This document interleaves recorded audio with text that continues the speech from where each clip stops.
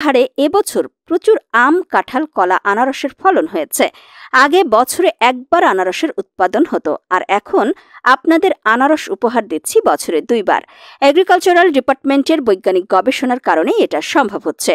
1 জুলাই আনুষ্ঠানিক উদ্বোধন করা হলেও মূলত আজ বুধবার সকাল থেকে শুরু হয় বেচা বিক্রি।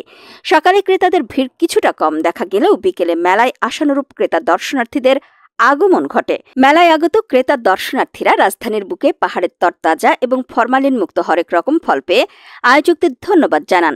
তবে এসব ফল যেহেতু বিষমুক্ত, তাই দাম তুলনামূলক কিছু বেশি বলে জানান তারা। নানা রকম প্রাকৃতিক সম্পদে ভরপুর বাংলাদেশের পার্বত্য ভূমি। প্রকৃতির অপরূপ সাজে সজ্জিত এই পাহাড় অঞ্চলে রয়েছে নানা রকম ফলমূল। প্রায় সারা বছর এই ফলের উৎপাদন ও বাজারজাত হলেও রাজধানী ঢাকার ক্রেতারা সরাসরি পাহাড়ি ফল কিনতে পারেন না। মধ্যস্বত্বভোগীদের মাধ্যমে অনেকগুলো হাত ঘুরে এই ফল ঢাকার মানুষের কাছে পৌঁছালেও দাম থাকে